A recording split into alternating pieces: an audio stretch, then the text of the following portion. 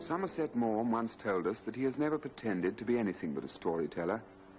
It has amused him to tell stories, and he's told a great many. Now, those of us who helped to make these three into a film are happy once again to pay tribute to a great writer. Here he is to introduce Trio. Well, ladies and gentlemen, if you see me facing you once again in this unaccustomed role for me, you only have yourselves to blame. If you hadn't liked the 4 stories we showed you in quartet, we shouldn't have been encouraged to show you 3 more.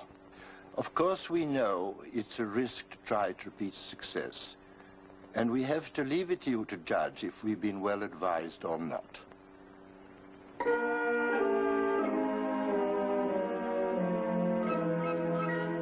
The Verger.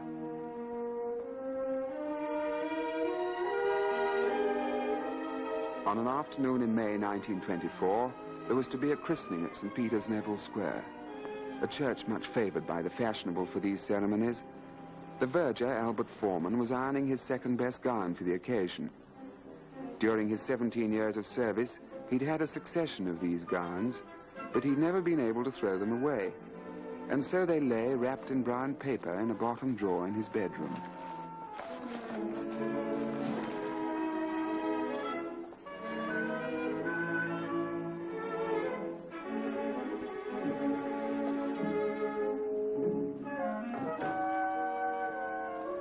I thought you was going to clear out that drawer this morning, Mr. Foreman. So I was. Well, how much longer are you going to keep putting it off? I don't know. I just haven't got the heart to get rid of them somehow. What you can possibly want with a lot of old gowns cluttering up the place for beats me. All right, I'll do it tomorrow. You better had if you don't want to see them turned into dusters. Back by 6, won't you? Can't say. With old Ferguson, you always knew where you were. 35 minutes to the dot. But with this new chap, anything might happen. I'll have your tea for you at 6 anyway. Right you are, Mrs. Brown.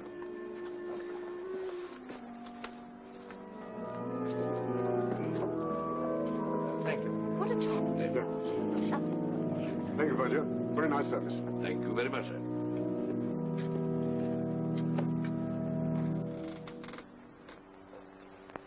$5 bob. And him the 10th inheritor of a foolish face. I don't know what the aristocracy's coming to. Took his time, didn't he? He believes in doing it proper while he's about it. What are you waiting for? Oh, his nibs wants to see me about them bells. Oh? Ferguson always left them to me. What's he want to bother himself with them for?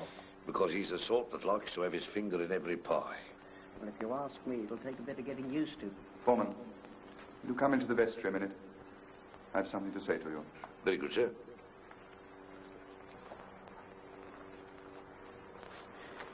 Very nice christening, I thought, sir.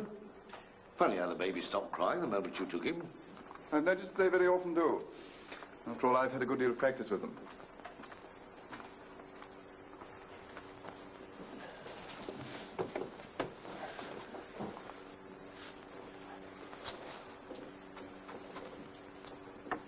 Good afternoon, my lord. Afternoon, Foreman. Good afternoon, sir. Didn't expect to find you here today. Didn't myself, as a matter of fact, but the vicar here wanted to talk, so here we are. We've got something rather unpleasant to say to you, Foreman. You've been here a great many years. I think His Lordship and the General agree with me that you've always fulfilled the duties of your office to the satisfaction of everybody concerned. Admirably, admirably. Thank you, sir. But a most extraordinary circumstance came to my knowledge the other day. I felt it my duty to impart it to the church wardens. I discovered, to my astonishment, that you can neither read nor write. The last vicar knew that, sir. He said it didn't make no difference. He always said there was a great deal too much education in the world for his taste. It's the most amazing thing I ever heard. Do you mean to say that you've been verger of this church for 17 years and never learned to read and write? I went into service when I was 12, sir. The cook at my first place tried to teach me once, but I didn't seem to have the knack for it. And then, what with one thing and another, I never seemed to have the time. Don't you ever want to write a letter? The lady I lodge with is quite a scholar, sir. And if I want to write a letter, she writes it for me. It's not as if I was a betting man. Well, I've talked the matter over with these gentlemen, Foreman, and they agree with me that the situation is quite impossible. At a church like St. Peter's, Neville Square, we cannot have a verger who can neither read nor write. No, sir. So please understand that I have no complaints against you. You always do your work quite satisfactorily. I have the highest opinion, both of your character and your capacity.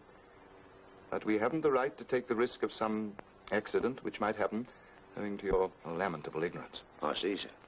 It's a matter of prudence as well as of principle. I never took to him, not from the first. He made a great mistake ever giving him St. Peter's. Didn't the others say nothing? No, he jockeyed them into it. But I could see they didn't like it. So I should hope. He nagged them into it. That's what he did. You're going to let yourself be put upon without making a fuss? I don't know, Mrs. Brown. I have my pride, even if I can't read all right. What are you going to do? Sleep on it.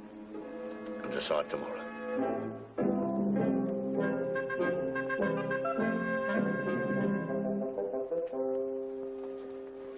Good afternoon, Foreman.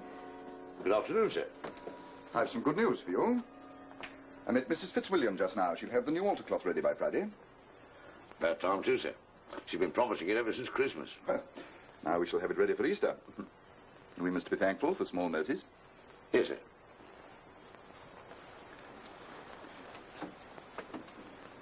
Well, now, Foreman, have you thought over our little talk yesterday?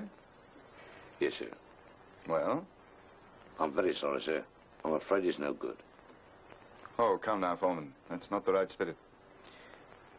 I'm too old a dog to learn new tricks, sir. I've lived a good many years without knowing how to read or write. And without wishing to praise myself, I think I may say I've done my duty in that state of life in which it has pleased a merciful Providence to place me. And if I could learn now, I don't know if I'd want to. You've quite made up your mind? Quite, sir. In that case, Foreman, I'm afraid you'll have to go. Yes, I quite understand. I shall be happy to hand in my resignation as soon as you've found someone to take my place. Albert had never troubled with such questions before. The vergers of St. Peter's, like the popes in Rome, were there for life. He'd saved a tidy sum, but not enough to live on without doing something. It occurred to him now that a cigarette would comfort him, but his packet was empty. He decided not to take his usual way home, but wandered into a street in search of a tobacconist. It was a long street, but he couldn't find a shop that sold cigarettes. There was no doubt about it, he'd have to go home without one.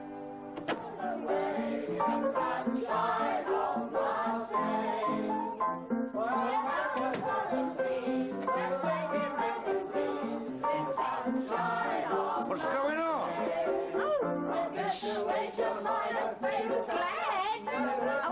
She's engaged. Fancy that now. Who's your lucky fella? Oh, I Ted, of course. So you caught him at last, have you?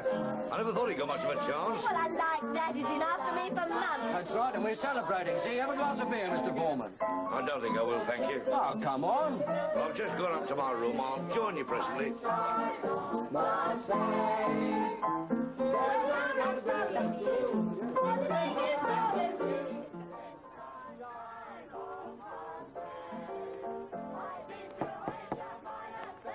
Come in.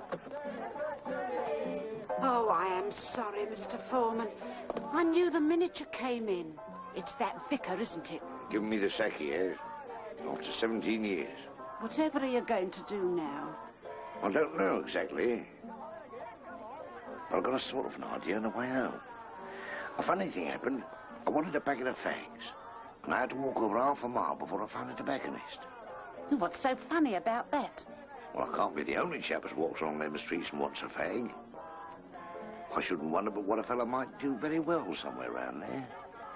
Tobacco and sweets, you know. I've got a bit of money saved up. I've got half a mind to buy a little shop and see what happens. You do have ideas, I must say, Mr. Foreman. That's not the only one. I've got another. What's going to happen to you now Glad's getting married? Oh, Ted'll come and live here, of course. Glad's got her own room. It only means buying a double bed. Oh, that'll make trouble, that will. A young fellow like Teddy doesn't want his mother-in-law living in the house. I'll tell you what you ought to do. You ought to marry again, Mrs. Brown. Who'd want to marry an old woman like me? I would. Don't talk silly. An old bachelor like you and me a widow all these years, you're out of your mind. Don't you believe it? I'll run the tobacco side of the business, and you run the sweets, see? I don't know if I'm standing on my head or my heels. Make up your mind, Mrs. Brown. My name's Emma, Mr. Foreman. That's good enough for me. How about a kiss?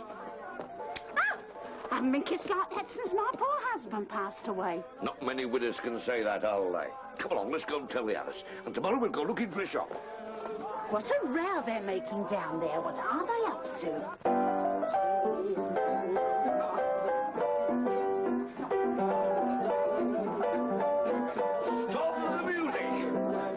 I've got an announcement to make. I've offered my hand and heart to Mrs. Brown. And what did Mrs. Brown say? She said, OK.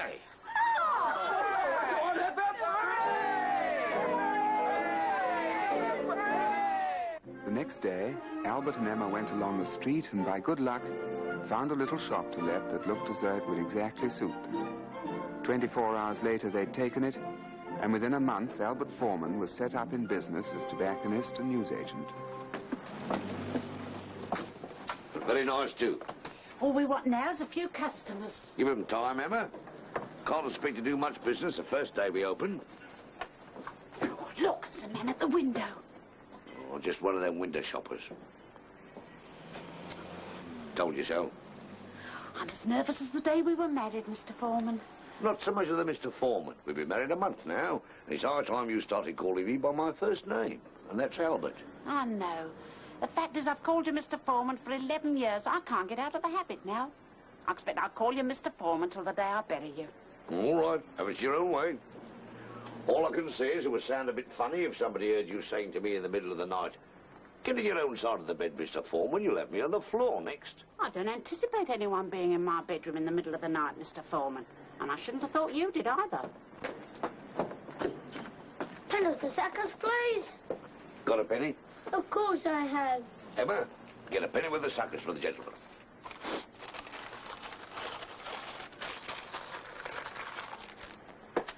Go. Here you are. Here's a tenner for you. What, for me? What for? For nothing, because you're our first customer. Now run along and tell all your friends. Well, that's a nice way to make money, I must say. Give us that penny. You think this is just a penny, don't you? Well, it isn't. Where's the hammer? Whatever are you going to do now? I've got to nail this penny to the counter. And when we've made our first 1,000, I shall have it mounted for you to wear as a brooch. And I thought I was marrying a quiet, respectable man.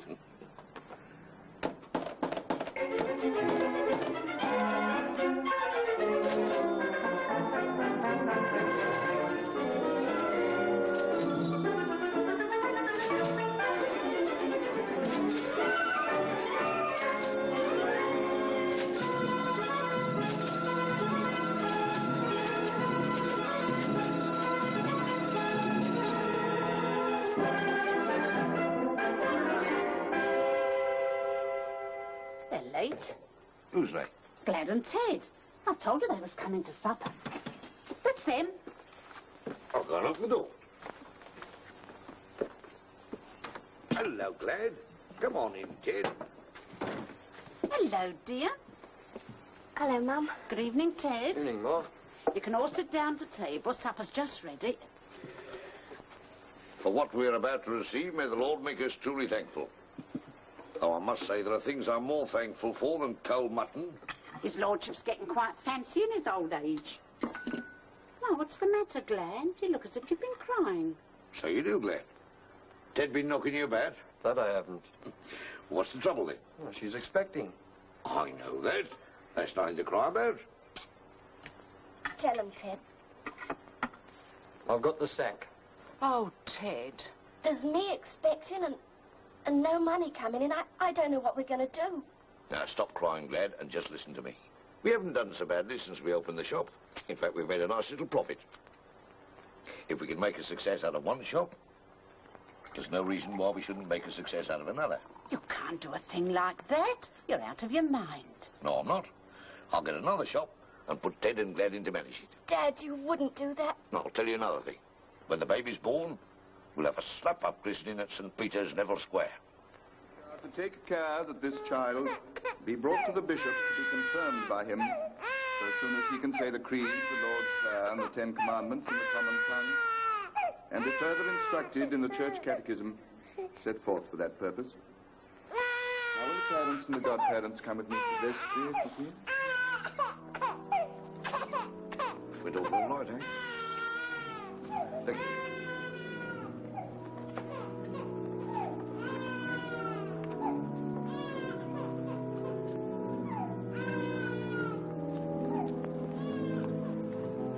It is Foreman, isn't it? Yes, sir. I thought it must be. I hardly recognized you. When I do a thing, I like to do it in style, sir. Getting on all right, Manuel? I'm not complaining, sir. Seeing as how this is an occasion, sir, I thought perhaps you wouldn't mind if I was to give something for the poor and needy of this parish. Of course I wouldn't mind. Thank you, sir.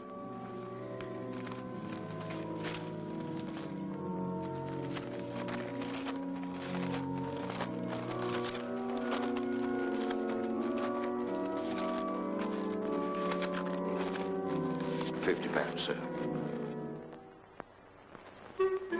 Albert's second shop, like the first, had been a success. It now occurred to him that if he could run 2, he could run half a dozen. So he and Emma began walking about London, and whenever they found a long street and no tobacconists and a shop to let, they took it. In the course of 10 years, he'd acquired no less than 10 shops, and he was making money hand over fist. He went round to all of them himself every Monday, collected the week's takings and took them to the bank. One day, he was making his usual call.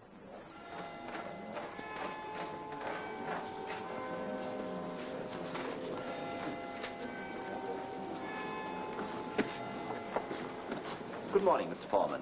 Regular as clockwork you are. That's right. I've got no patience with them fellas who keeps their money under the bed. Asking for trouble, I'll call it. The manager would like to see you before you go. He asked me to let him know when you looked in. Well, what's the matter? Nothing wrong, is there? No, of course not. He only wants a word or two with you, that's all. Well, banks do go bust, don't they? Not this one, Mr. Foreman. I think he's free now. I'll just go and see.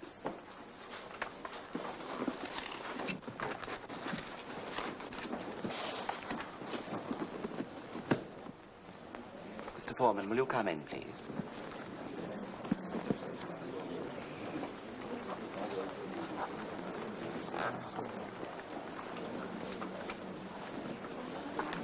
Good morning, Mr. Foreman. I was expecting you. Regular as clockwork, aren't you? That's what the fella outside said. Won't you sit down? Thank you, sir. You have a cigarette? No, thanks. I don't smoke them now. I'll sell them. And from what I know, you make a very good thing out of it, eh? I'm not complaining. Now, Mr. Foreman, I wanted to have a talk with you about the money you've got on deposit with us. Do you know exactly how much it is? Not within £1 or 2, but I've got a pretty good rough idea. Apart from what you're paying in this morning, it's something over £30,000. That's a very large sum of money, Mr. Foreman. I should have thought you'd do better to invest it. I wouldn't want to take no risks. quite right, too. We'd make you out a list of perfectly safe securities, sound industrials. They'd bring you in a higher rate of interest than we could possibly afford to give you. I never had anything to do with stocks and shares. No, we'd attend to everything. All you'd have to do would be just to sign the transfers. Yes, but how would I know what I was signing? Well, you could read, I suppose. Well, that's just it. I can't. I know it sounds funny, but there it is. I can't read or write, only my name. But that's the most extraordinary thing I've ever heard. Well, you see, it's like this, sir. I never had the opportunity until it was too late, and then somehow I wouldn't. I got obstinate like. But do you mean to tell me that you've been able to build up this important business and amass a fortune of over £30,000 without being able to read or write? Good heavens, man. What would you be today if you had been able to? Well, I can tell you that, sir. I'd be Verger at St. Peter's, Neville Square.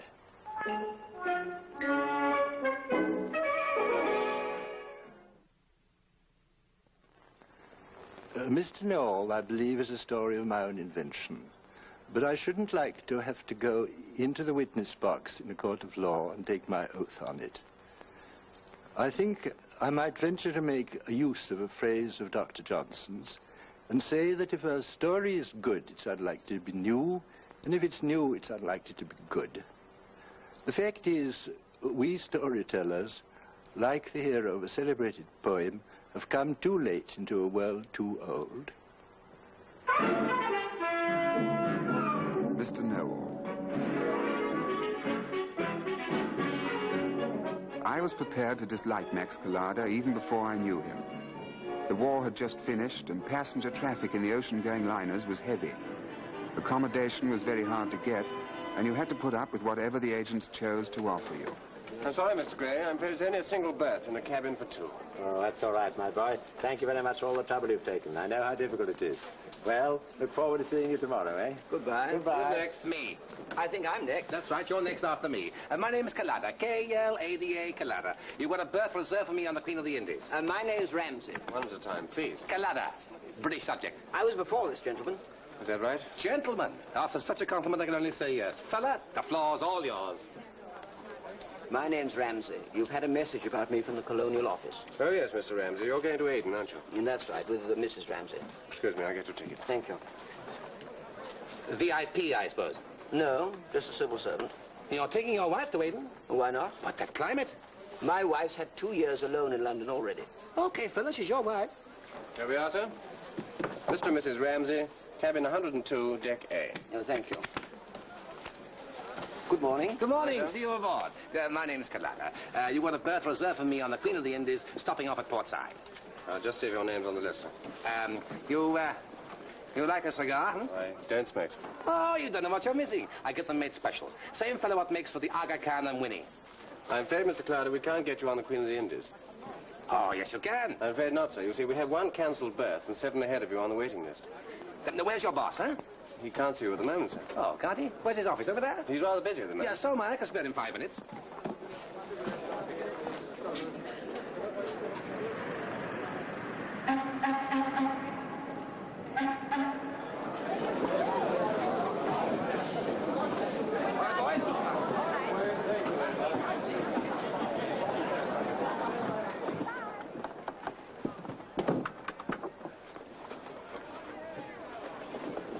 You look after me. I look after you. Oh, thank you very much indeed, sir.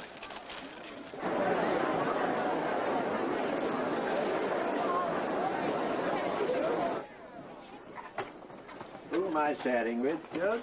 Mr. Collada, sir. Oh, foreigner, eh? No, sir. English. At least that's what it says he is.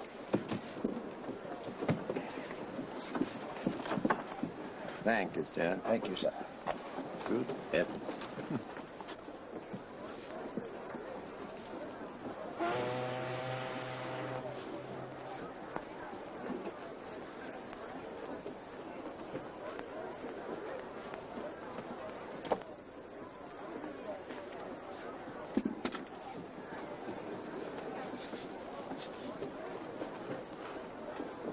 Will all visitors please leave the ship?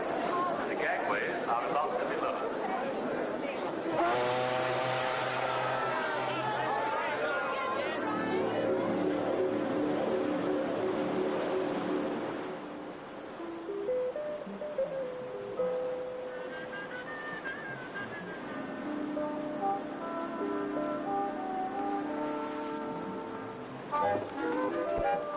Nice day. Hello, hello, hello. I am Kalada. I saw you yesterday at the agent's. We're sharing a cabin, I believe. Yes, bit of luck. I'm all for us English sticking together when we travel abroad. Are you English too? British to the backbone. I was born in the heart of our great empire. Buckingham Palace. No, but quite near. A stone's throw away.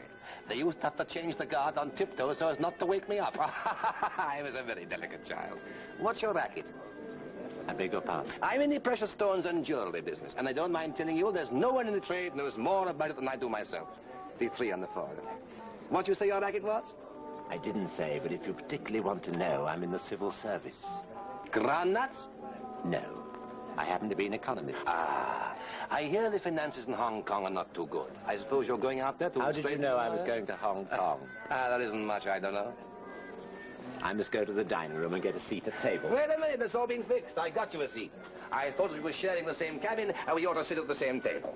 How about a drink, huh? Not now, thank you very much. I promised to have one with somebody else. Well, have them while you're waiting. A steward. Oh, here they are. Hello, Ramsay. See you later. Not that, old chap, no. Hello, Ramsay. Remember me, huh? Kalada. We met yesterday at the agency. No, I'm sorry, I don't remember you. Oh, don't be silly. Of course you do. Mrs. Ramsay, I presume. How do you do? Have a drink, Mrs. Ramsay. We've asked Mr. Gray to have one with us. Well, now you can have one with me, and you can buy the next round. Sit down, Mrs. Ramsay, please. Steward.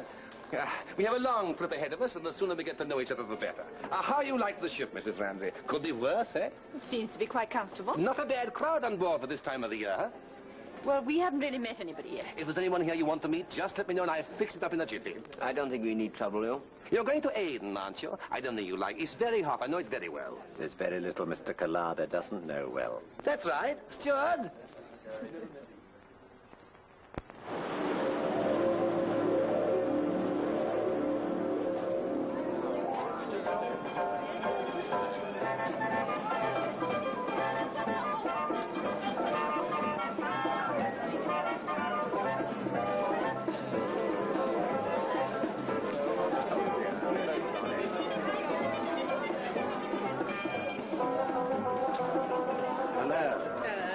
Good morning. How's your friend Kalada? I think I'll probably have to murder him before the trip's out. He's awful, isn't he? Oh, dear, here he comes. Come on, darling. Hello, fella. Rounding up. Having a breath of fresh air. I got your ticket for the day's sweep. You don't really want one, you know. Oh, must be a sport. You never know. Besides, you might win. I want a couple of bucks from you for the sport. Couple of what? Oh, 10 shillings. I got it all organized. Would you believe it? They didn't want to have a fancy dress ball, but I soon talked them into it. Oh, Bewley, I have got you down for the ship's concert. Oh, yes, but I shall have to try my songs out with the piano. Of course. He's a singer. Can you play the piano? As a matter of fact, I can a bit. Well, will you play for him? No. Oh, but England expects every man on board who will do his duty. Yes. I'm going to do card tricks. You know there's nothing I dislike more than card tricks. Oh, wait till you see mine. I can make a pack of cards, do anything I want. As a matter of fact, I've had to give up gambling. It wasn't fair on the other players. I know too much about cards. Mr. Know-All, eh? It's funny how that name's got around. But I ask you, what sort of a trip would it be without me, huh? You certainly are the life and soul of the party. I know I am. I'm not conceited, but I'm the most popular man on this ship, and I can't help knowing it. How about the snifter before lunch, huh? Very well. Here's your couple of bucks. Oh, thank you. Then, Stuart.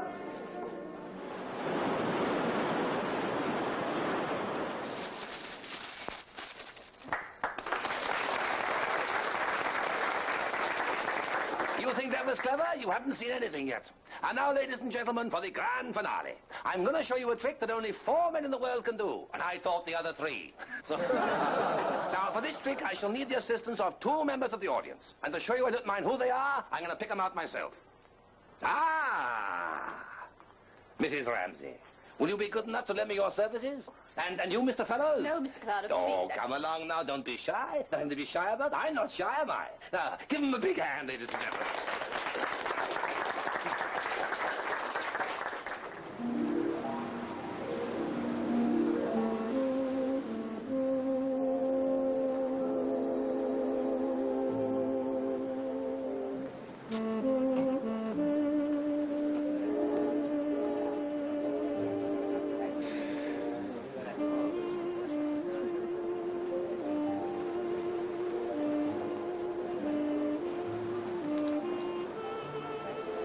I wondered where you went.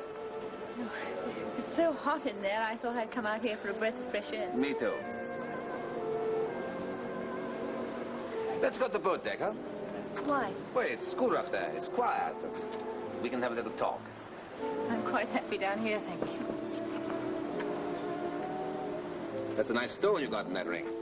Yes, it's my engagement ring. Oh, let me see it. Oh, well, it wouldn't interest you. It's a star sapphire, but I happen to be rather fond of it. I got some very pretty sapphires in my cabin. You like to see them? Well, I'm afraid they wouldn't interest me. How do you know till you see them? I got a star sapphire I think you like. Well, I haven't any money to spend on things I don't want, Mr. Collada. Oh, I don't want you to buy it. If you like, I give it you.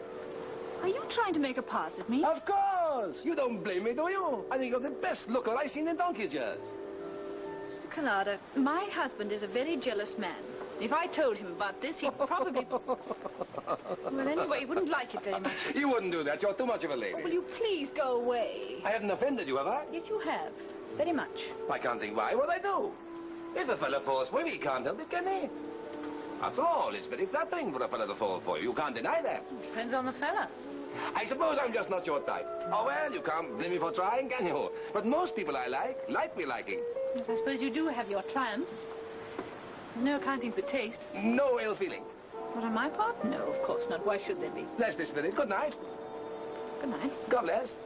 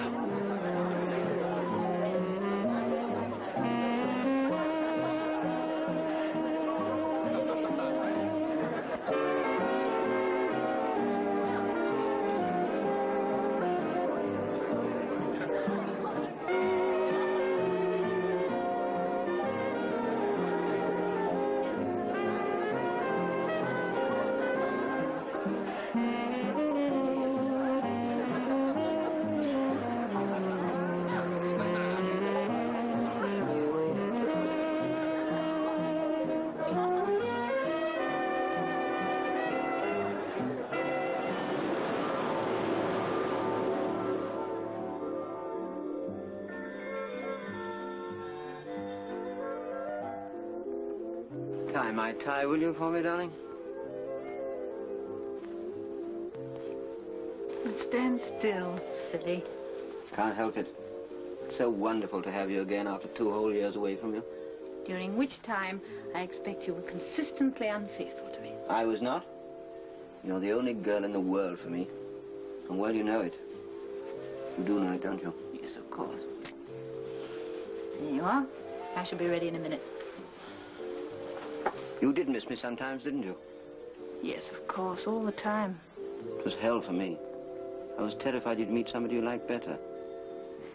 If I had, what would you have done? Killed him. And you. Oh, dear, I'd better watch my step, hadn't I? Certainly had.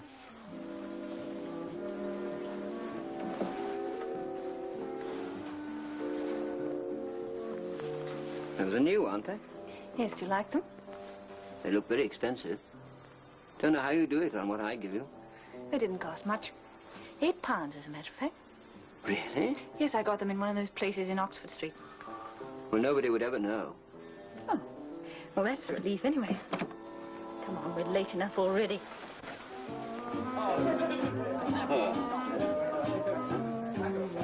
Great. I got one, thank you very much. Good luck. Yes, sir. Mr. and Mrs. Ramsey. Ah, glad to see you. You know everybody, don't you? Hello. Do sit down. Hello, Ramsey. What do you have? I'd like a dry martini, please. Me too. What time do you expect the dock, Captain? 11 in the morning. There's nothing much to see, but if you want to go ashore, there'll be plenty of time. We shan't sail till 5. As a matter of fact, Mr. and Mrs. Ramsey and myself were thinking of having lunch at the Grand. Then Collada asked us to join him. We couldn't think how to get out of it, so I think we've decided to stay on board, haven't we? Yes. Of course, he's landing, isn't he? I imagine you won't be sorry to be rid of him. I certainly shan't. Cigarette? Yeah, thank you. Huh? Thank you. Do you know, he's got his good points. Those prizes for the fancy dress dance he bought himself. Chief steward says they must have cost a packet. Oh, he's generous enough. You have to fight him to let you pay for a drink. Yet he's managed to make himself the most unpopular man in this ship. He really is terrible, and you know you can't snub him. Well, you could kick him out of the house, slam the door in his face, and it never occurred to him that he wasn't welcome. I suppose as he's leaving tomorrow, I really should have asked him into cocktails this evening. But I simply couldn't bring myself to. He is quite impossible. Mr. Collada. Hello there! Not barging in, am I? But that fool of a steward didn't give me your invitation. Cigar? Thank you, I'm smoking. Glad to see you. What do you have? Scotch and soda. I always stick to the liquor of my native heath. Hello? Hello? Hello? Say what? Please. Though you're leaving us tomorrow, Mr. Collada. Best of friends must part, you know. I'm going to Cairo to look at a pearl necklace that one of these pasha fellas may be willing to sell, providing he gets a good price. Aren't you afraid that these cultured pearls will put you fellows out of business? They'll never do that. They'll never affect the market for real ones. As a matter of fact, I'm going to Japan to look into this cultured pearl racket. They're darn clever, these Japs. They tell me not even an expert can distinguish between real and cultured. That's what they always tell you. An expert can tell at once, and I'm an expert. You believe in blowing your own trumpet, don't you? What else is a trumpet for? I'm in the trade, and what I don't know about pearls isn't worth knowing. They'll never get a cultured pearl that an expert like me can't tell with half an eye. Take my word for it, Mrs. Ramsey. That collar you're wearing will never be worth a penny less than it is today. It is nice, isn't it? Nice? I saw it the moment I came in. I said to myself, those pearls are the goods. Well, I didn't buy it myself, but I'd be interested to know how much you think it cost. Well, in the trade, round about 1,500. But it was bought in Bond Street. I shouldn't be surprised if they asked 3,000. £3,000, eh? That's right, and worth every penny. Well, you'd be surprised to know that my wife bought it in Oxford Street for £8. Oh, don't make me laugh. They're not only real, but they're as fine for their size as any I ever seen. Will you bet on it? Bet? A tenner, it's imitation. Oh, done. Darling, you can't bet on a certainty. Why not? If I get a chance of making easy money like this, I should be a fool not to take it. Well, how can you prove it? After all, it's only my word against Mr. Collada's. Show me your pearls, lady. I tell you they're imitation. I can afford to lose a tenner. Take them off, darling, and let the expert examine them. I can't undo them. Oh. There you are.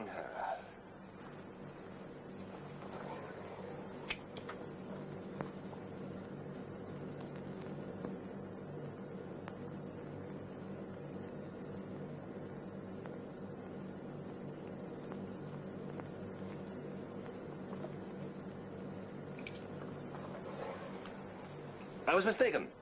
They're imitation. If there hadn't been, I should have had a serious talk with my wife. Perhaps that will teach you not to be so cocksure another time, Mr. Know-all.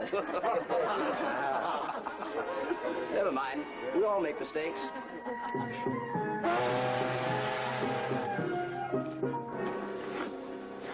What's that?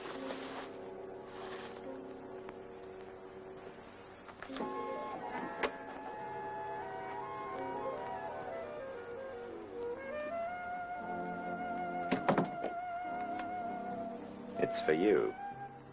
For me?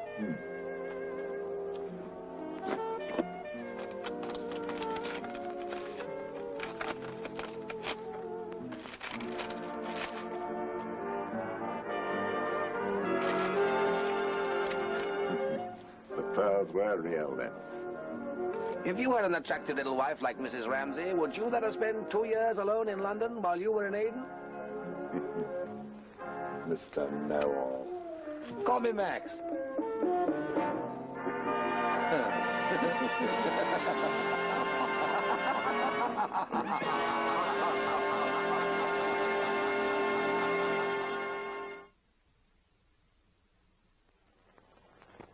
The Sanatorium is a story founded on my own experiences. And if you like to take the character of Ashenden as a flattering portrait of the old party who stands before you, you're at perfect liberty to do so. Sanatorium.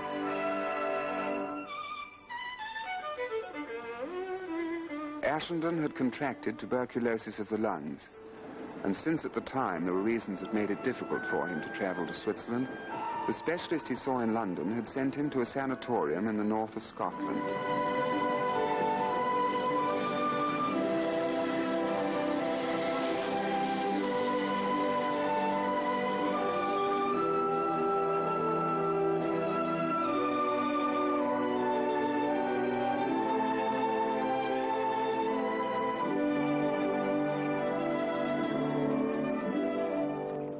Is this the first time you've been here, sir?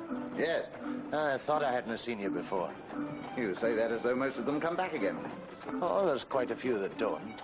Scotland's a grand place. Got the best climate in the world. And this is the best climate in Scotland. And your heart's in the Highlands, all right, I see. Aye, that's it, sir. Oh, I was in America once, but I had to come away. Terrible weather they have in that country. I was in one place where they hadn't had a drop of rain for 6 months.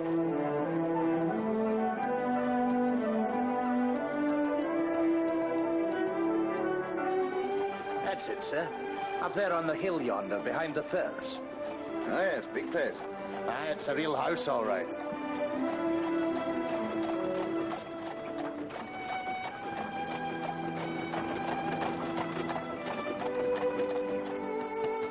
Good afternoon. Good afternoon. You're Mr. Ashenden, I expect. Yes. I'm Miss Harding, the matron. Dr. Lennox is waiting for you. Good.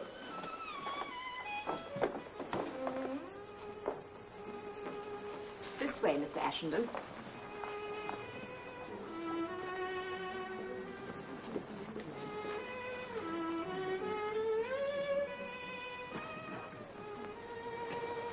He's quite handsome, isn't he? I'm sure he can't be 40. He was 40 on the 9th of September. I didn't get time to read all his papers, but I'm certain of that. Dr. Lennox shouldn't leave his patients' papers about. I don't think it's nice. He doesn't, as a rule. It just happened that he was called away from his room for a minute when I dropped in to see him this morning. And there were Mr. Ashenden's papers spread out on his desk, with X-ray photos and everything. And what was your impression of his lungs? I think it's only his left one. But I didn't have my proper glasses. Excellent. Excellent. Some of the best I've seen. My lungs? No. This second batch of X-rays. I was asked Mayhart who did them. First rate. Dr. Lennox, I don't know your methods here, but there are one or two things I'd like to ask you. Far away. What are my chances? And don't be gentle with me. I won't. There's no need to be. You're taking it in good time.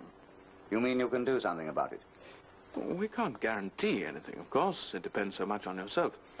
But if you cooperate and do as we tell you, there's no reason why you shouldn't be completely cured. Well, how long will it take? Oh, impossible to say. It might be 6 months, might be a year. Every case is different. If you'd asked me, I should have said he was sound as a bell. He didn't look like an ordinary consumptive. Oh, but he isn't. It isn't hereditary. His grandfather died of heart at 83.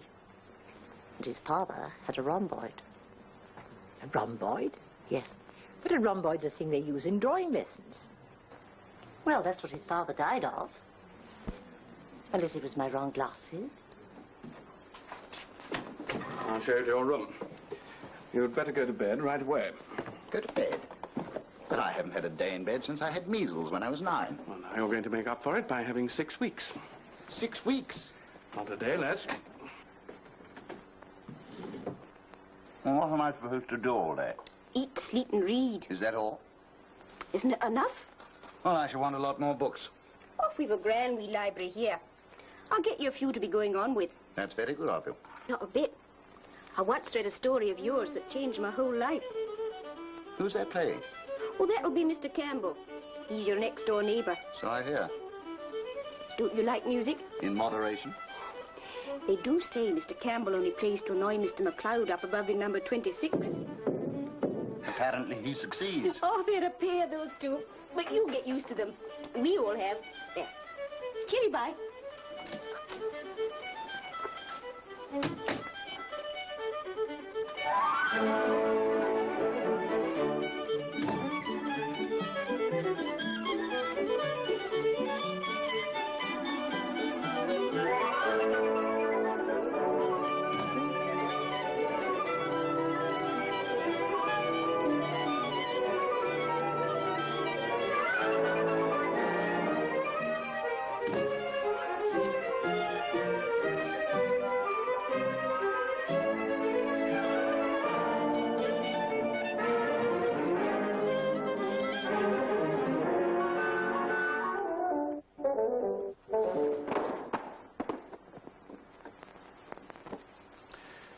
Just because you're up for the first time, don't think you can do everything at once. Take it easy for a day or two, and don't exert yourself. Not even for a walk? No, not even for a walk. I'll tell you when you can attempt that. You can go as far as the veranda, but that's all. Come along now. And meet your fellow prisoners. You'll find them much the same as anyone else, except for a bit more light and darkness in them, if you know what I mean. In what way? Well, the illness seems to bring out the best or worst in people. Sharpens the edges of their strength and weakness. Take those two playing chess, for instance. They're our oldest inhabitants. The one on the right's MacLeod. He's been here 17 years. The other one's Campbell. He's been here over 16. They hate each other like poison. Fight like dog and cat. But they're never out of each other's sight. I don't think they could live without one another. Before you make the next move, I'd like to introduce Mr. Ashenden. He's down for the first time today. Mr. MacLeod, Mr. Campbell. How do you do? Always glad to see a new face. I've been looking at that one for 16 years. Well, don't let me disturb your game. Oh, that's all right. I've got him beaten anyway. In a couple of moves, I'll... Check. What are you talking about? I said check. Where did that bishop come from? Here. It wasn't there 10 seconds ago when I looked away. Are you accusing me of cheating? Yes.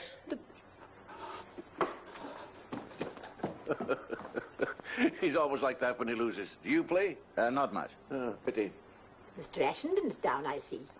Yes, that's one worry off my shoulders at last. The books he got through. You've been librarian too long. You should let someone else have the job for a change. Oh, no. I enjoyed too much. In the normal way. But his reading capacity was quite extraordinary. I believe he's sending to London now for some most peculiar books. How do you know? Matron told me. Oh, and I nearly forgot. We've a new man coming this morning, a Major Templeton. Templeton? Not George Templeton. Why, do you know him? I wonder if it's the same one. I don't know if his name's George, but he was in the Guards. It must be George. Is he a relation of yours? Good gracious, no. Nobody in our family would behave like George Templeton. He once got a niece of mine into the most awful trouble. No. Yes, I'll tell you about it one day. But now I must see Dr. Lennox and find out if it's really he or not. I shall make a point of cutting him dead. Where's your room? First floor, number 15. Oh, small. I know every room in the place. Mine's number 26. That makes Campbell angry. Oh, why? It's the best room in the house. He wants it for himself. He keeps badgering the doctor for him, but I won't budge. Not for a fella like that. Besides, I came here 6 months before he did. And 17 years is a long while. Oh, well, time passes quickly, and I like it here. Care for me to show you around? Well, thanks. If I went back to ordinary life now, I'd hate it. All my old pals would have gone their own ways. I wouldn't have anything in common with them anymore. Oh, allow me. After this, the world's just a silly, noisy rush. What do you do with yourself all day? Do? TB's a whole-time job, my boy. There's my temperature to take, and then I weigh myself. I don't hurry with my dressing. I have my breakfast, I read the papers, and go for a walk. Then I have my rest, I lunch and play bridge. I have another rest and dine. I play a bit more bridge and go to bed. Doesn't it become a little monotonous? No, we've quite a decent library here. We got all the new books, but I haven't much time for reading. No, I like to talk to people. meet all sorts here. They come and they go. Sometimes they go because they think they're cured, but a lot of them come back again. Sometimes they go because they die.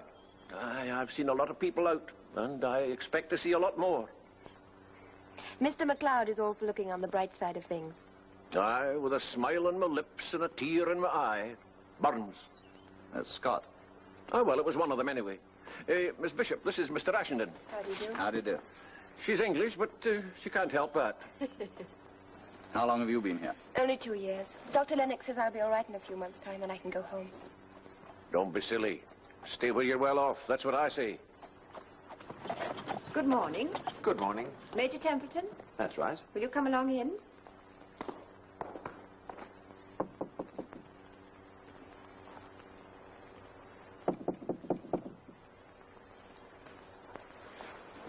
Oh, Dr. Lennox, I've been looking for you everywhere. Something wrong? Well, I'm not sure till I've asked you something. Something private. Perhaps you'd better come inside. Thank you. Please don't think me inquisitive, Won't Doctor. you sit down? No, thank you. But I really must know if the Major Templeton expected today is George Templeton. Yes, I think so. Why? But he's the most disreputable man. He's a rake and a libertine. He was correspondent in my poor niece's divorce case, and he wouldn't marry her. They wouldn't have been happy, of course, but they would have been respectable. I really don't think you ought to let him come here. Mrs. Whitbread, Major Templeton's morals are no concern of mine or of anyone else's in the sanatorium. As long as he is under this roof, he is my patient, and I shall do my utmost to bring him back to health. Come in. Major Templeton, Doctor. Ah, come in.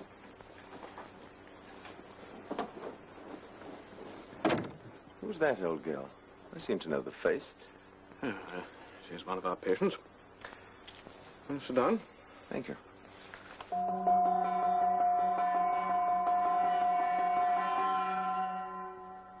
I always like to get in before the rush. Where does one sit? Do we have regular places? Oh, yes. Of course, you can't expect to get the best table yet. That's a matter of time. I expect you've got a pretty good one by now. Aye, with Campbell. With Campbell? It's easier that way. He's got a filthy temper, and I'm the only one that can deal with him. Mr. Ashenden, I put you over here next to Miss Bishop. You'll be all right now. This is Mr. Ashenden. We've met. Mr. and Mrs. Chester. How do you do? Did you have a good walk? Well, I'm not allowed anything as daring as that for a day or two, but it looked lovely country. It is beautiful, isn't it? Henry and I got right down to the river this morning. Didn't we, dear? Yes. Mrs. Chester isn't a patient. She's our guest for the day. Are you staying here? No, in the village. I come up once a month from London for the weekend. Well, that's a long way, isn't it? Yes, but it's worth it to see Henry. Every time I come, he seems so much better. Don't you think so, Miss Bishop? Oh, yes, much better.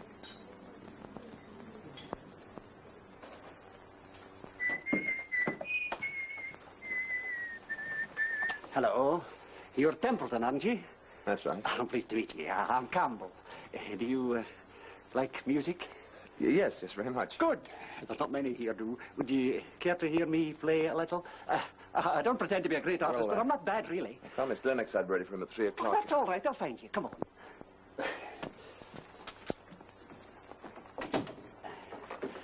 Sit down, will you? In that chair. Thanks. I'll play you a wee piece of my own composition, but go directly at Verger, won't you?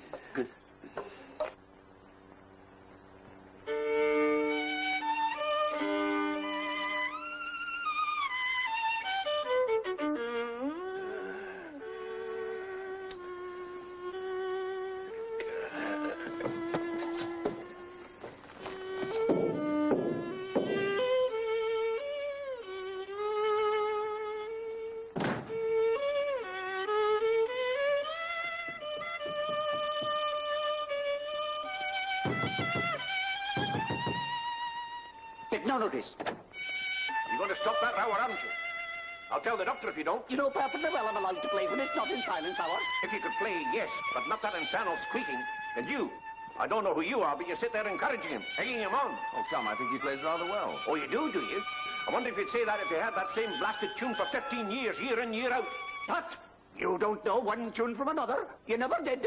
If you don't like it, you can lump it. Or change your room. You see, that's why he does it. He's trying to drive me out of my room because it's the best in the place and he wants it for himself. Ah, there you are, Major Templeton. I wondered where you'd got to. Dr. Lennox is waiting for you. Coming, matron.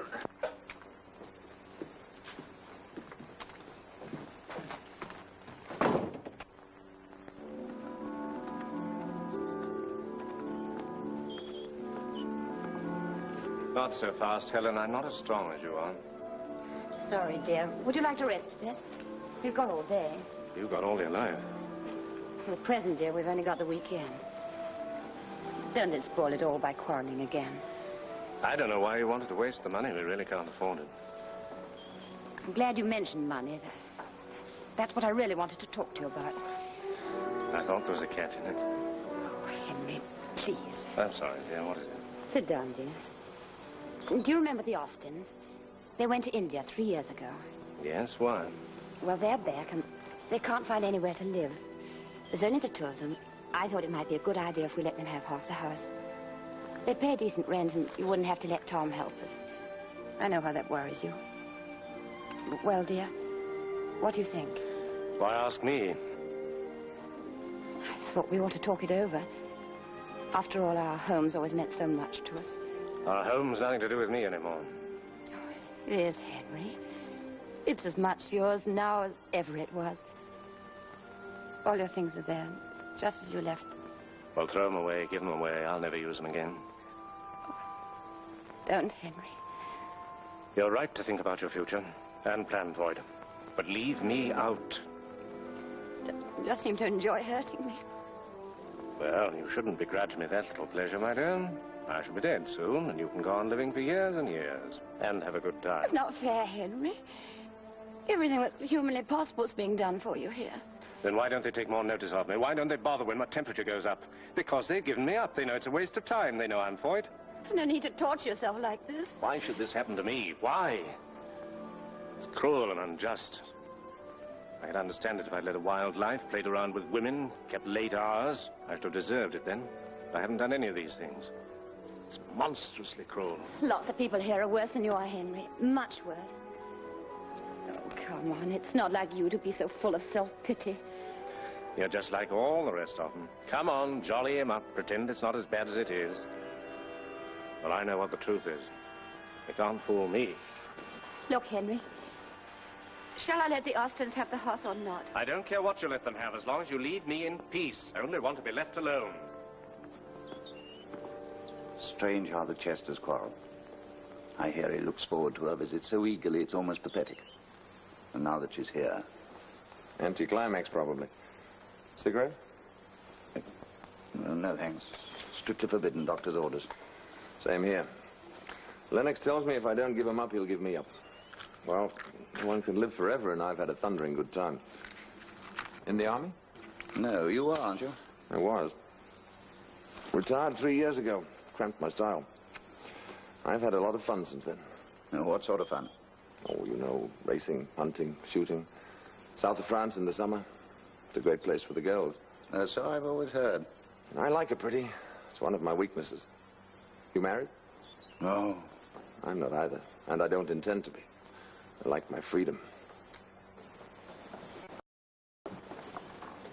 Good afternoon, Mr. Ashenden. Oh, hello.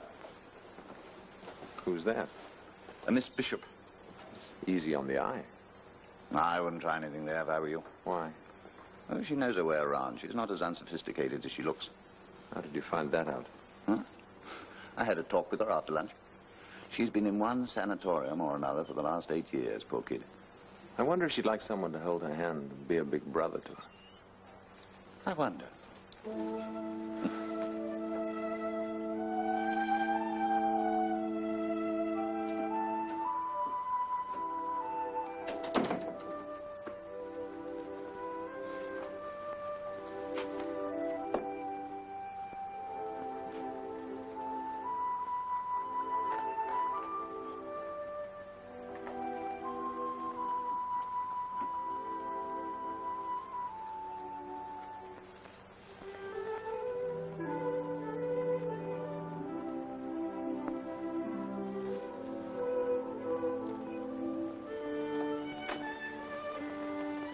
Mr. Ashenden.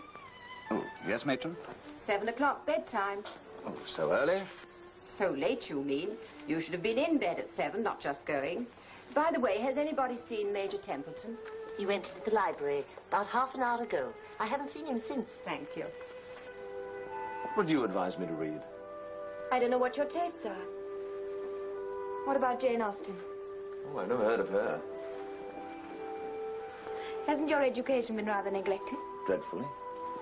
What about undertaking it? Well, I can think of much better ways of occupying my time.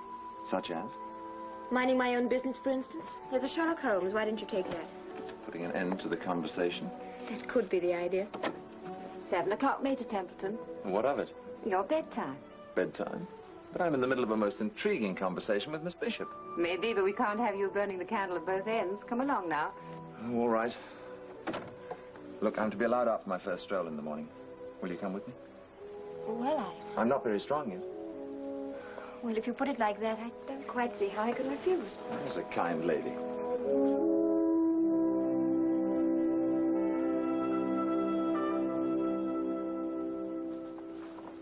Oh, hello. You going down to the village? Just to get my bag, then I have to catch my train. Can I come with you as far as the gate? I'm not allowed any further yet. Please do. How long have you been coming up here like this? 2 years. It's over 2 years now. Henry got wet one evening trying to finish some digging before the winter.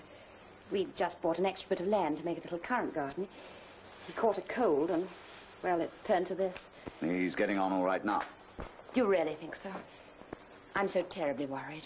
You mustn't be too unhappy about him. It's a long, slow business.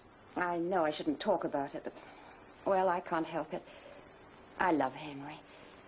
I'd do anything in the world for him. I want to help him to get well, but he says such hard, cruel things to me. He nearly breaks my heart. I think you're very patient with him. It must be very hard. But I'm sure it's only because he's ill. Thank you. We used to be so happy together. We had things to talk about all day long, but now we're only together this one weekend a month. Everything I say makes him angry and impatient. But when he's well again? How can he get well when he's so terribly unhappy? You see, his home was everything to him. Here, he's nothing. He doesn't read or play cards, and the people here aren't really his kind. He just broods over his illness. You won't think any the worse of him for what I've told you. Oh, no, of course I won't. He's such a good man, really. Until this illness, I don't think an unkind or ungenerous thought ever entered his head. I'm sure it'll come all right. Well, this is as far as I can go. When shall we be seeing you again? I'll be up just before Christmas, Friday the 23rd. I shall look forward to seeing you. If you could have a chat with Henry occasionally, I'd feel so much happier. Of course I will. Don't you worry. Thank you. Well, goodbye till Christmas, then. Till Christmas.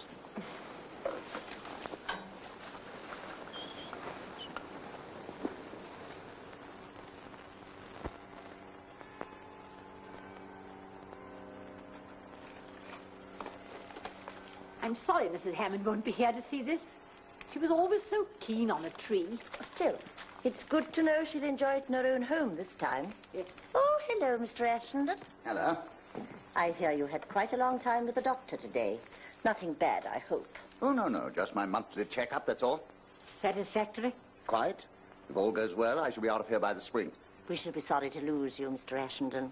We were only saying just now, the sanatorium isn't nearly what it used to be. It's gone down most dreadfully. Oh, really? In what way? Well, there was a time when Dr. Lennox would ask people to leave directly he saw certain things beginning to happen. Why he should turn the blind eye on this present case, goodness knows. Nobody minds a little innocent flirtation when it is innocent. When they're nice young people who are going to get well. If you mean Miss Bishop and Major Templeton, I don't think there's anything to worry about. I happen to know a little more about Major Templeton than most people do. Did you know he was practically thrown out of the army for carrying on with the colonel's wife? Really? He took my poor niece to Goodwood, lost £100 on one race, and then borrowed half a crown from her to tip the taxi driver. He's a terrible man. He's not fit to be in a sanatorium at all. And the way he's carrying on with that poor, innocent Miss Bishop, it's horrible. You know, the more I look at you, the more I like you. You're a very pretty girl. Thank you. I suppose a lot of fellows have told you that.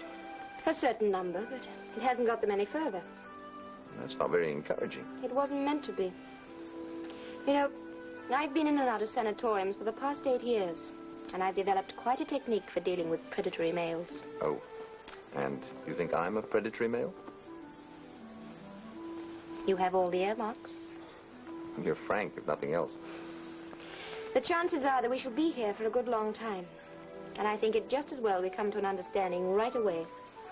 Flirting bores me. All right. There's no reason why we shouldn't be good friends, is there? None? You don't dislike me? Not positively. I improve on acquaintance, you know. That, of course, remains to be seen. And you don't mind if I say I like you very much? I can't imagine why.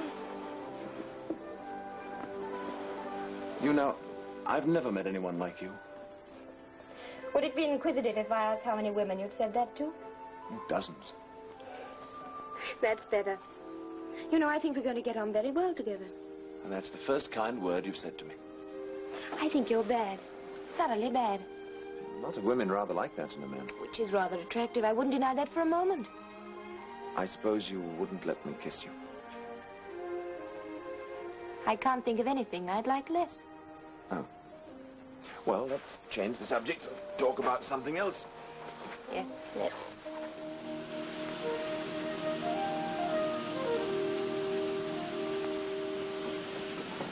Hello. Happy Christmas. Mr. Ashington, are you meeting somebody? I'm meeting you. Me? My husband always comes. He isn't worse. No. He's all right. He's just a little tired. He's waiting on the seat at the bottom of the path. Let me take your bag. Thank you. He gave me quite a turn. It really is all right. Oh, yes, he's all right. It's just his last bit that tries him. Can I take your basket? No, I'll carry it. Thank What have you got there? you. Something he'll like. Bottled blackcurrant from the bushes he planted himself. Sounds delicious. Yes, in the sample some. I was very worried when I was doing them. I tried out a different kind of jar with a new cap. It was the most successful bottling I've ever had.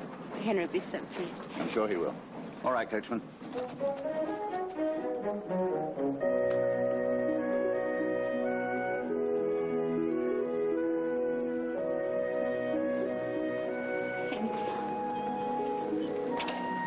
Hello, my Hello, dear. Henry, dear.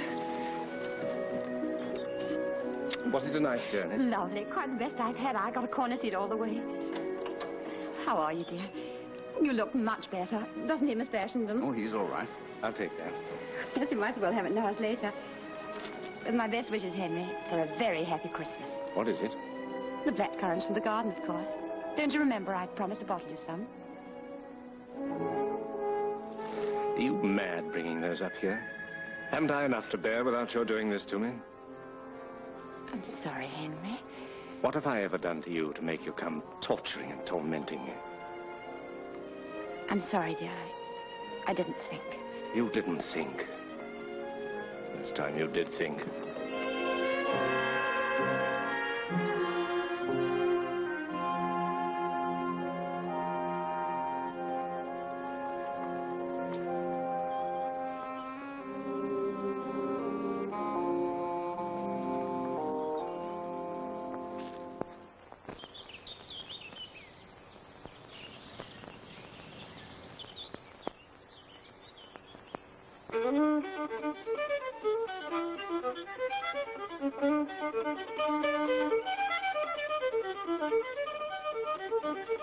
Stop that cutter rolling, will you? I can't hear myself think.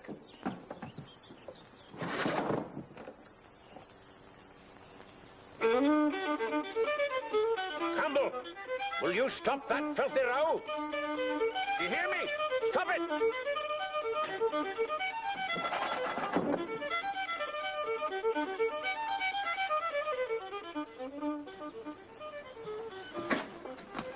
That fiend Campbell's enough to drive a body mad. Oh, what's he done now? Oh, Mrs. Chester said she liked that tune of his at Christmas, so he's played it every blessed day for the last 6 weeks. I won't pass out with TB. I'll go off my rocker, and it'll be his fault. Hello. Glad to see you down again. It was only a bit of a cold. I'm all right now. What about that walk? Only as far as the wood, I'm afraid. Doctor's orders. Never mind. It's better than nothing. Mr. McLeod, would you mind finishing the game for me? I've nearly beaten him.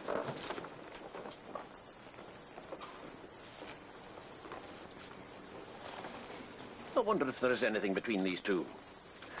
They do say he was a bit of a devil with the girls before he got ill. I think that little girl can take care of herself. You never can tell. I've seen some rum things in my day. She'd been awful fool to get stuck on him. She's got a chance of getting well. Oh, hasn't he? No. When I look at a fella, I make up my mind at once whether he'll get well or whether he won't. If he won't, I can make a pretty shrewd guess how long he'll last. I'd give Templeton about 2 years. Oh, you needn't worry. You'll be all right. I wouldn't have mentioned it if I hadn't been perfectly sure of that.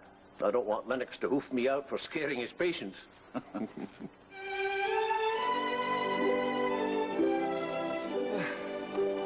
You're not tired, are you?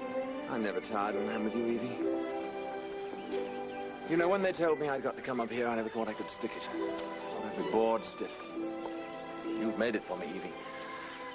I think I've never been as happy before. As long as you're here, I'm prepared to stay forever. Don't talk such rubbish. It's only because you're feeling so much better. No, it isn't only that.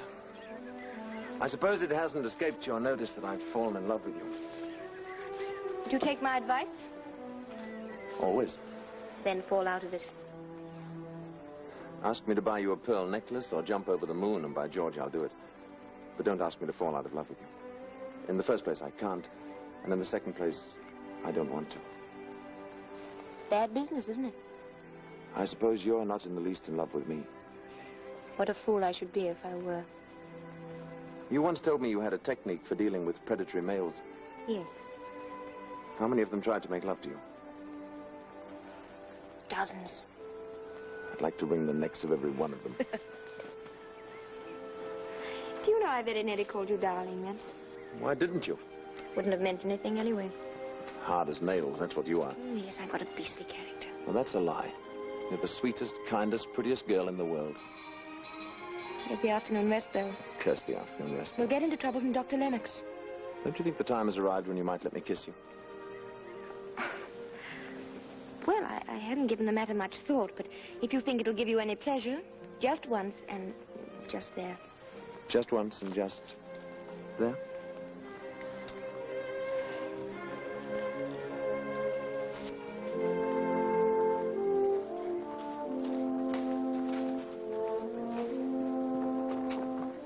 Hello there. Good afternoon.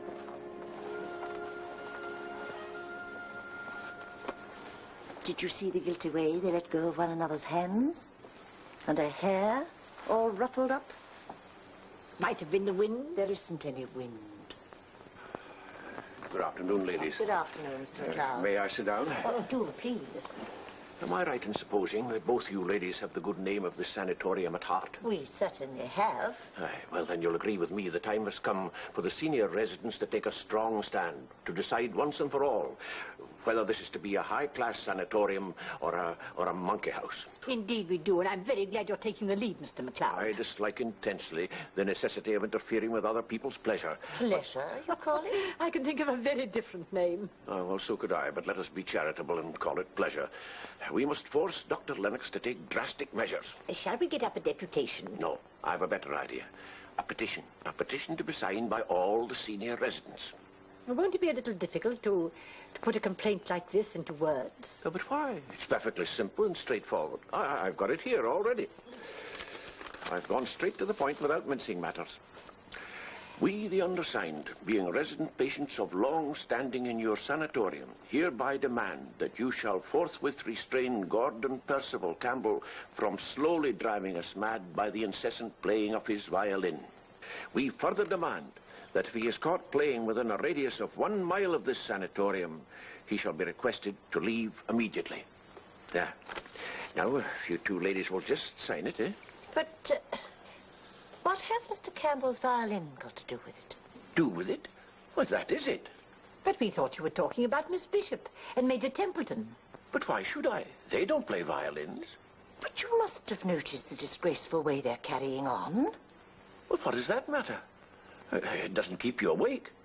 I wouldn't dream of interfering as long as they do it in silence.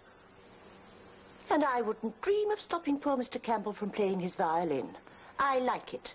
But those other two, do you realize they spent the entire afternoon in the woods together? If you and Campbell spent a few afternoons in the woods together, you'd both be better occupied.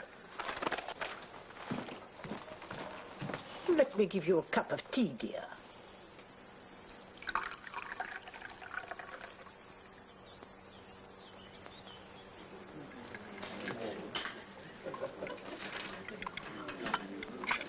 1st tomorrow. I must remember to write to Mother. Why? Her birthday. Well, Mr. Chester, your wife will be coming up soon. That'll be something to look forward to. She's not coming this month. Oh, I am sorry. Why not? Dr. Lennox thinks it's better for me that she shouldn't. Say, that's a bit tough. Why don't you tell Lennox to go and jump in the lake? Well, he must know best. Oh, never mind. Perhaps next month.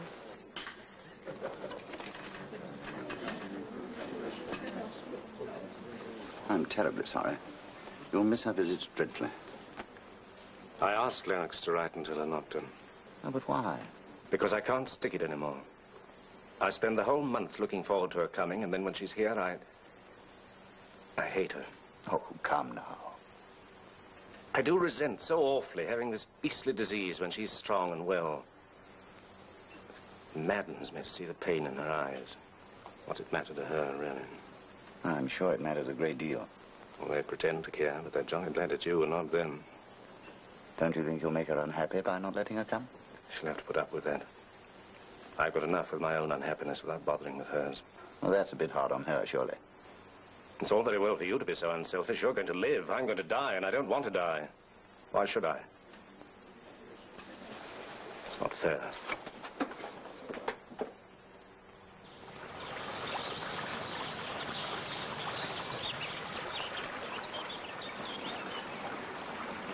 You know, I'm sorry for Chester.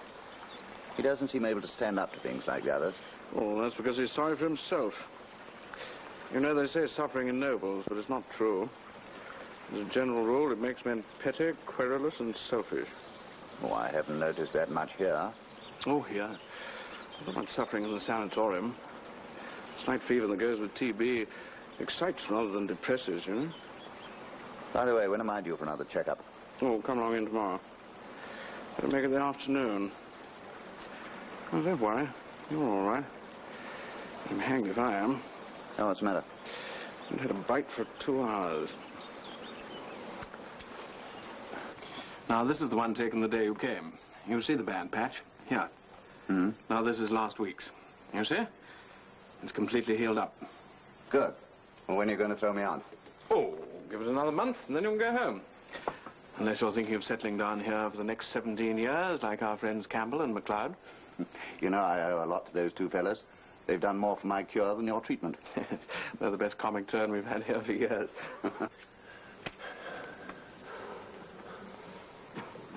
Come on, come on. Give me time to think. Think? You've been thinking all night if I'll let you. You know you've no more clubs. Leave it on the table. You played it. I've not played it till it's covered. You picked it up when you saw my king. It's my trick. It's game all, and MacLeod's called the Grand Slam doubled. Redoubled him. Don't get excited, MacLeod. Take it easy. Take it easy, you say. Take it easy. I've wanted a Grand Slam all my life, and now I've got it. A Grand Slam doubled and redoubled. Play that off on your blasted fiddle. You're a bad loser and a worse winner, but then, of course, you're a MacLeod. No, I don't mind your silly insults now. All my life I've wanted this, and thank heaven it's a Campbell I've done it on. All right, Templeton. I've got him. Give me a hand, Ashenden, will you?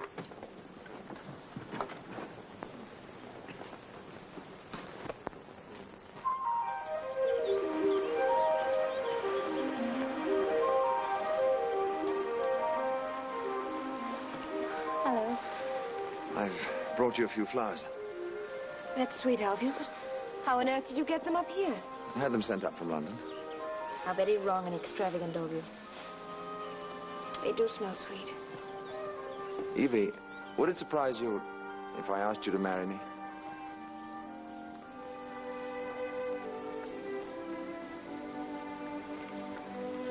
No, I've been expecting you to do that for the last 3 months. Well, you might have told me. I wouldn't have waited so long. Will you? Of course not. The idea is perfectly ridiculous. Why? Well, we're both patients in a sanatorium. We've come here to get well, not to get married. Does that mean you think I'm too great a crock? Of course not. I'm very much in love with you. I fell in love with you the first day I saw you.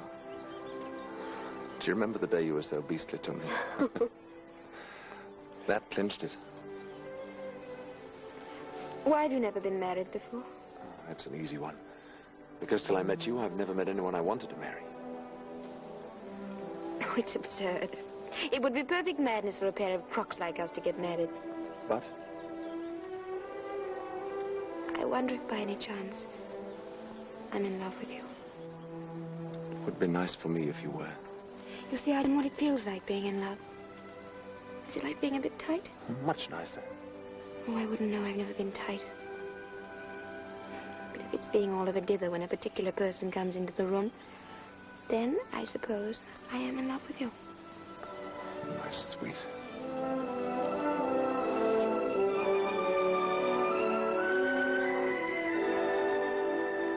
I've been so lonely all these years. Me too. Yeah, I was too much of a fool to know it.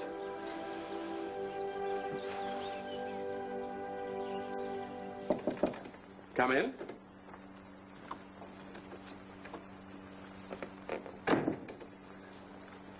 Oh, hello, Campbell. Oh, you don't look very happy. I'm not. Oh, what's the trouble? I thought all your worries were over. You've got MacLeod's room now? Aye. It was about that I wanted to see. I've been up there all the morning, but I'd like to go back to my old room, if you don't mind.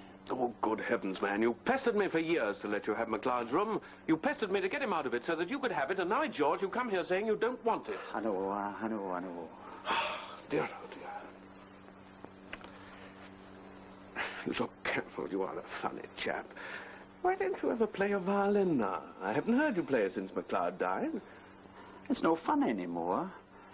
I used to get a kick out of playing because it made the poor chap angry, but now nobody cares whether I play or not. Oh, I'll never play again. No nonsense. You used to say that you couldn't live if you didn't play.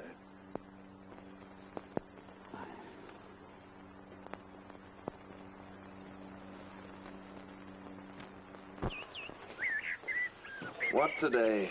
Grand, isn't it? Spring's here at last. Yes, there are snowdrops out there in the woods. You're off, I hear. Yes, a couple of weeks. I'm off, too. Quite soon. Oh, really? Surprised? No, not at all. Why should I be? You will be when I tell you why. I've asked Evie Bishop to marry me. Huh. What did she say? She said it was the most ridiculous thing she'd ever heard in her life. I was crazy to think of such a thing. Well, you must admit that she was right. Quite. She's going to marry me just the same. Now you're looking at me like those two old ladies. Has Lennox passed you as fit? I don't need a doctor to tell me I'm fit. I never felt better in my life. Fresh air, quiet life, and Evie. What more could a man want to put him on his feet again? Are you really in love with her? It's a rum thing at my time of life, falling in love with a decent girl. It's the last thing I've ever expected of myself. You know, I always thought girls, decent girls, I mean, shocking bores. But she isn't. No. She's charming. Pretty, too. And clever as paint. That isn't what bowled me over. You know what it is? It's ridiculous when you come to think of it. An old rip like me. Virtue. The last thing I ever wanted in a woman. Surprises you, I suppose. Oh, no, not at all. You're not the first rake that's fallen for innocence. It's just middle-aged sentimentality. Dirty dog. Well, what does Lennox say about it? I don't know yet. Evie thought it was a good plan to have a checkup, and I did the same. I made a lot of tests and took some x-rays. Here to tell us about it at 4 o'clock this afternoon.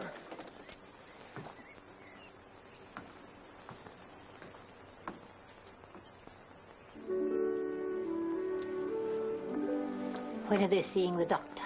4 o'clock, I think they said. It's the most scandalous thing I ever heard of. It's worse than scandalous. It's criminal. Somebody ought to write to their relations about it and get it stopped. Dr. Lennox will stop it. You see.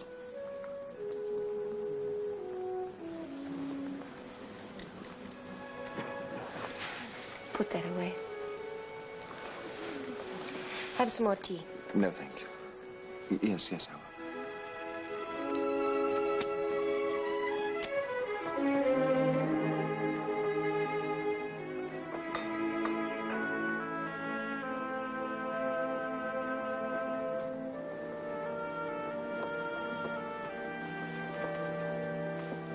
Oh, Major Templeton, Dr. Lennox is free now.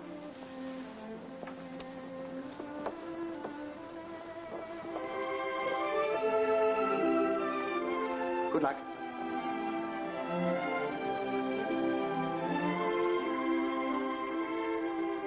Not nervous, are you? No, not a bit. Maya, I'm no more nervous than you are. I've got good reason to be. It means all the world to me. Don't say things like that. You'll make me cry.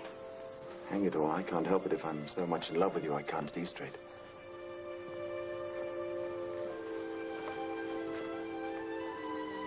Will you kiss me?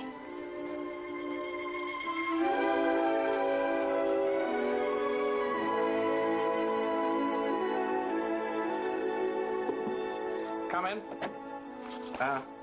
When? Let me see. Yes, I can do that. Yes, I'd love to. Well, it's very good of you to ask me. Come along in, sit down. I won't be a minute. Huh? Oh, yes. I can easily get away for a couple of days. My assistant's first rate. Yes. I'm looking forward to it very much. All right. Goodbye. Chap I know has just asked me over for a couple of days fishing. He's got the best salmon in Scotland. Well, now, I've got the whole story here. Results of the tests, x-rays and everything. Would you care for me to go over them in detail? No, there's no need for that. You understand them better than we do. All we want to know is whether we can get married. I'm afraid it would be very unwise. How unwise? Well, I'll tell you the facts, and then you must decide for yourselves. I don't think Miss Bishop will ever be strong enough to lead a normal life. But if she goes on living as she has done for the past 8 years... In the sanatorium? Yes. Then there's no reason why you shouldn't live comfortably. Or if not to a ripe old age, at least as long as any sensible person wants to live. The disease is quiescent. If you marry, if you attempt to lead an ordinary life, the infection might quite well flare up again. What the results of that might be, no one can foretell.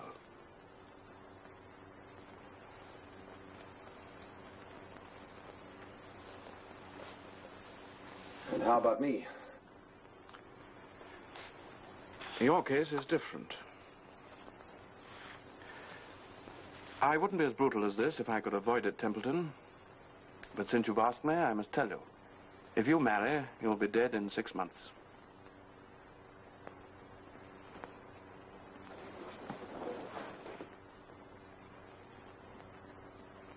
And if I don't? Don't worry, you can tell me the truth. 2 years. 3, perhaps. Thanks. That's all we wanted to know.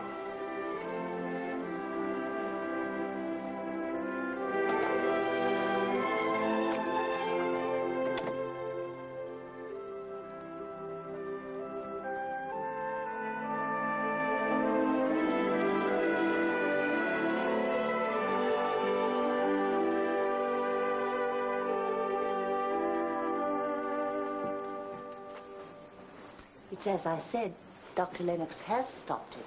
If he hadn't, they'd have come down and told us long ago. Poor things. I wonder where they are. They're in the little library upstairs. I went in for a book. They were alone, so of course I came right out and left them. Was she crying? No, she was smiling. Here they are.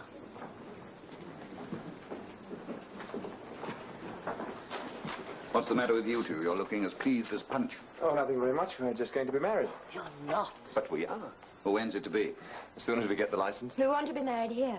In the village church? Yes, I'm afraid my family would disapprove, so we're not going to tell them that it's all over. I shall ask Dr. Lennox to give me away.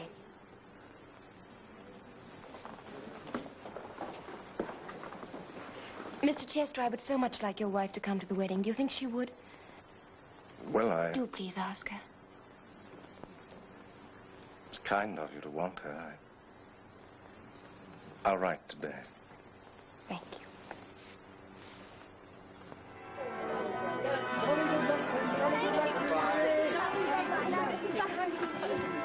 Goodbye, Ashley. Goodbye, darling. Goodbye. Goodbye.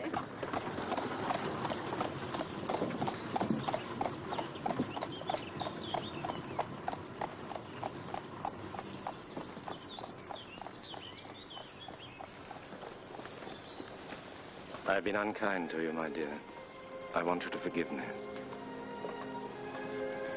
I knew you didn't mean it. I did mean it. I wanted you to suffer because I was suffering. But not anymore. You don't have to say anything, dear. I understand. But I must say it. I want you to live and be happy. I won't resent anything anymore. Because I do love you. Oh, Henry.